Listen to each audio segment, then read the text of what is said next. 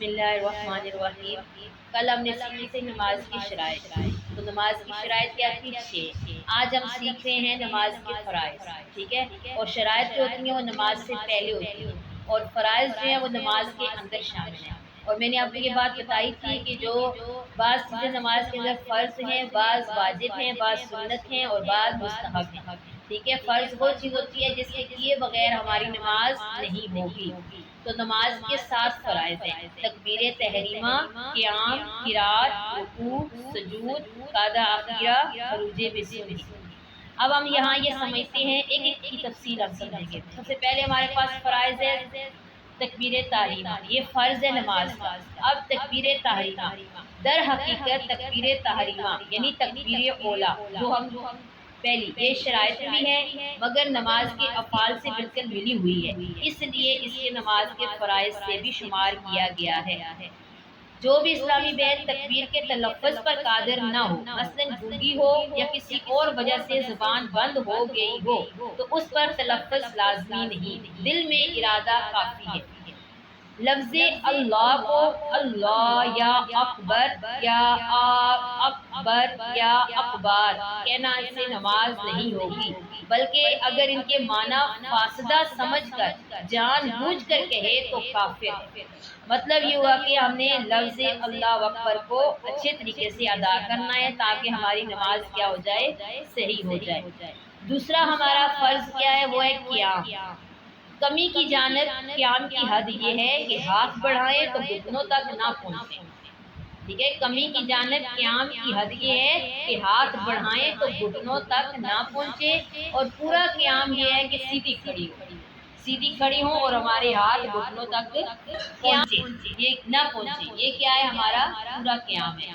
قیام اتنی دیر تک ہے جتنی دیر تک قرات ہے، بقدر قرات فرض قیام میں بھی فرض ہے، بقدر واجب اور بقدر سنت۔ فرض، وتر اور سنت فجر میں قیام فرض ہے، ٹھیک ہے؟ پتہ چلا کہ فرض نماز میں، اس کے علاوہ وتر میں اور فجر کی سنت میں یہ قیام ہمارے اوپر کیا ہے؟ فرض ہے۔ اگر بلا عذر سے ہی کوئی یہ نمازیں بیٹھ کر ادا کرے گی تو نہ ہوں گی۔ کھڑی ہونے سے محض کچھ تکلیف ہونا عذر نہیں ہے، یعنی تھوڑی دیر کے لیے آپ کھڑے ہو گئے، آپ کو تھوڑی بہت تکلیف ہو گئی، یہ کوئی عذر نہیں ہے، بلکہ قیام اس وقت ساقط ہوگا کہ کھڑی نہ ہو سکے یا سجدہ نہ کر سکے، یا کھڑی ہونے یا سجدہ کرنے میں زخم بہتا ہے، یا ستر کھلتا ہے، یا قرات سے مجبور محض ہو جاتی ہے، یوں ہی کھڑی ہو سکتی ہے مگر اس سے مرض میں زیادتی ہوتی ہے، یا دیر میں اچھی ہوگی یا ناقابل برداشت تکلیف ہوگی تو بیٹھ کر پڑے۔ اگر عصا یعنی بیساکھی جو پکڑنے کا ہے، بیساکھی ہوتی ہے، خادمہ یا دیوار پر ٹیک لگا کر کھڑی ہونا ممکن ہے تو فرض ہے کہ کھڑی ہو کر پڑے۔ اگر صرف اتنا کھڑا ہونا ممکن ہے کہ کھڑے کھڑے تکبیر تحریمہ کہہ لے گی تو فرض ہے کہ کھڑی ہو کر اللہ اکبر کہہ لے، اور اب کھڑا رہنا ممکن نہیں تو بیٹھ جائے۔ تو بعض اسلامی بہنیں معمولی سی تکلیف یا زخم کی وجہ سے فرض نمازیں بیٹھ کر پڑھتی ہیں، تو وہ اس حکم شریف پر غور فرمائیں کہ جتنی نمازیں قدرت قیام کے باوجود بیٹھ کر ادا کی ہوں ان کا لوٹانا فرض ہے۔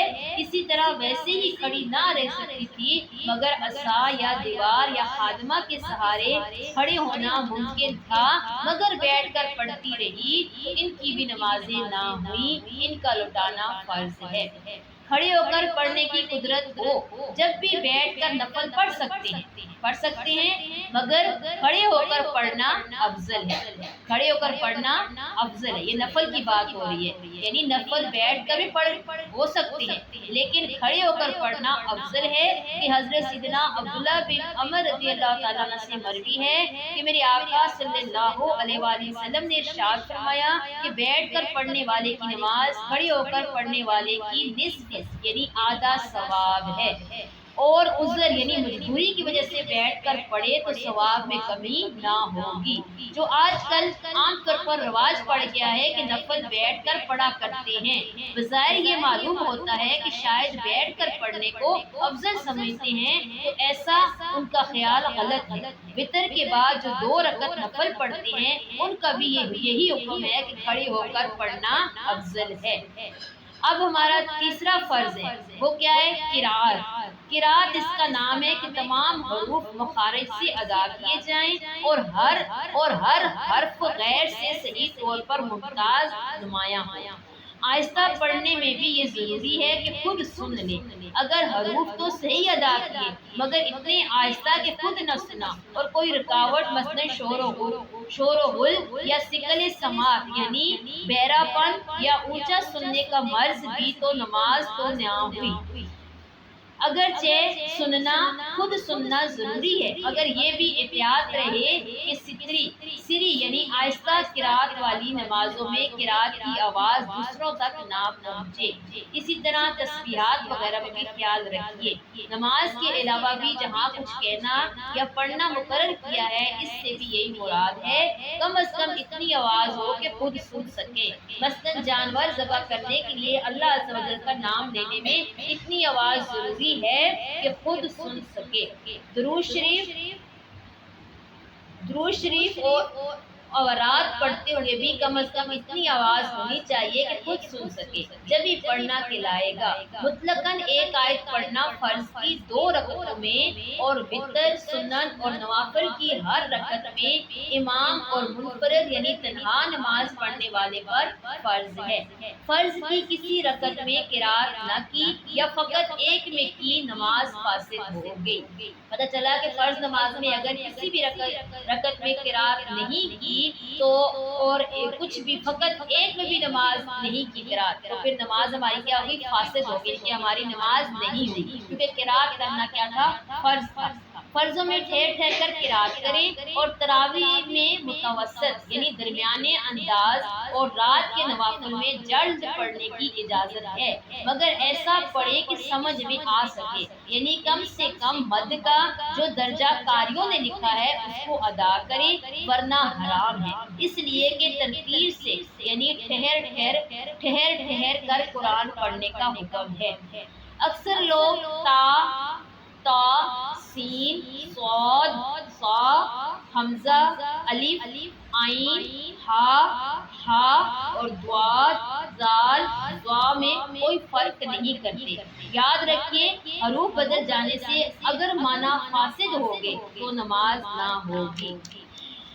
مثلا جس نے سبحان ربی العظیم میں عظیم کو عظیم یعنی ضا کی بجائے زا پڑھ دیا تو نماز جاتی رہی، لہذا جس سے عظیم صحیح ادا نہ ہو وہ سبحان ربی الکریم پڑھے۔ وہ کیا پڑھے؟ سبحان ربی الکریم۔ جس سے صحیح حروف ادا نہیں ہوتے اس کے لیے تھوڑی دیر مشق کر لینا کافی نہیں، بلکہ لازم ہے کہ انہیں سیکھنے کے لیے رات دن پوری کوشش کرے اور وہ آیتیں پڑھیں جن کے حروف صحیح ادا کر سکتی ہوں، اور یہ صورت ناممکن ہو تو زمانہ کوشش میں اس کی نماز ہو جائے گی۔ آج کل کافی لوگ اس مرض میں مبتلا ہیں، نہ انہیں قرآن صحیح پڑھنا آتا ہے نہ سیکھنے کی کوشش کرتے ہیں۔ یاد رکھیں اس طرح نمازیں برباد ہو جاتی ہیں۔ جس نے رات دن کوشش کی مگر سیکھنے میں ناکام رہی، بعض اسلامی بہنوں سے صحیح حروف ادا ہوتے ہی نہیں، اس کے لیے لازمی ہے کہ رات دن سیکھنے کی کوشش کریں، اور زمانہ کوشش میں وہ معذور ہیں، اس کی اپنی نماز ہو جائے گی۔ اب ہمارا چوتھا فرض ہے، وہ کیا ہے؟ رکوع میں تھوڑا جھکیے یعنی اتنا کہ گھٹنوں پر ہاتھ رکھ دیجیے، زور نہ دیجیے، گھٹنوں کو نہ پکڑیں اور انگلیاں ملی ہوئی ہوں اور پاؤں جھکے ہوئے رکھیں، اسلامی بھائیوں کی طرح خوب سیدھے نہ رکھیں۔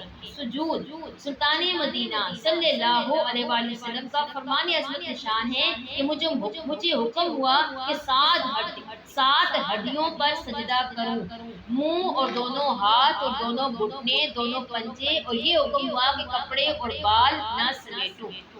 ہر رکعت میں 2 بار سجدہ فرض ہے۔ سجدے میں پیشانی جمنا ضروری ہے۔ جمنے کے معنی یہ ہے کہ زمین کی سختی محسوس ہو، اور اگر کسی نے اس طرح سجدہ کیا کہ پیشانی نہ جمی تو سجدہ نہ ہوگا۔ کسی نرم چیز مثلا گھاس جیسا کہ باغ کی ہریالی، روئی یا فوم کے گدیلے یا قالین والے پر سجدہ کیا، اگر پیشانی جم گئی یعنی اتنی دبی کہ اب دبانے سے نہ دبے تو سجدہ ہو جائے گا، ورنہ نہیں۔ کمانی دار یعنی اسپرنگ والے گدے پر پیشانی خوب نہیں جمتی، لہذا نماز نہیں ہوگی۔ کارپیٹ سے ایک تو سجدے میں دشواری ہوتی ہے اور نیز صحیح معنوں میں اس کی صفائی نہیں ہوتی، لہذا دھول وغیرہ جمع ہوتی ہے اور جراثیم پر پرورش پاتے ہیں۔ سجدے میں سانس کے ذریعے جراثیم، گرد وغیرہ اندر داخل ہو جاتے ہیں۔ کارپیٹ کا دھواں پھیپھڑوں میں جا کر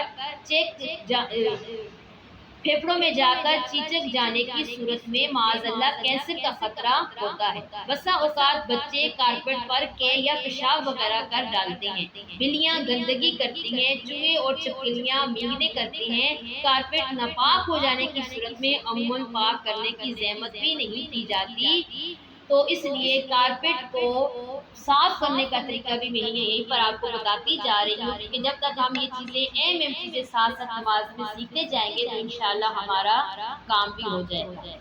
مثلا کارپیٹ کا ناپاک حصہ دھو کر لٹکا دیجیے یہاں تک کہ پانی ٹپکنا موقوف ہو جائے۔ موقوف مطلب اب اس سے پانی ٹپکنا ختم ہو جائے، پھر دوبارہ دھو کر لٹکائیے حتیٰ کہ پانی ٹپکنا بند ہو جائے، پھر تیسری بار اسی طرح دھو کر لٹکا دیجیے۔ جب پانی ٹپکنا بند ہو جائے گا تو کارپیٹ پاک ہو جائے گا۔ قاعدہ اخیرہ، اب جو ہمارا چھٹا فرض ہے وہ کیا ہے؟ قاعدہ اخیرہ، یعنی نماز کی رکعتیں پوری کرنے کے بعد اتنی دیر تک بیٹھنا کہ پوری تشہد یعنی پوری اتحیات رسول تک پڑھ لی جائے، یہ فرض ہے، ٹھیک ہے نا؟ پوری اتحیات رسول تک پڑھ لی جائے، یہ کیا ہے؟ فرض ہے۔ 4 رکعت والی فرض میں چوتھی رکعت کے بعد قاعدہ نہ کیا تو جب تک 5ویں کا سجدہ نہ کیا ہو بیٹھ جائے، اگر 5ویں کا سجدہ کر لیا یا فجر میں دوسری پر نہیں بیٹھی، تیسری کا سجدہ کر لیا یا مغرب میں تیسری پر نہ بیٹھی اور چوتھی کا سجدہ کر لیا، ان سب صورتوں میں فرض باطل ہوگی۔ مغرب کے علاوہ اور نمازوں میں 1 رکعت ملا لیں تو پھر آپ کا فرض کیا ہو جائے گا؟ پورا ہو جائے گا۔ خروج بسنہ یعنی قاعدہ اخیرہ کے بعد سلام پھیرنا۔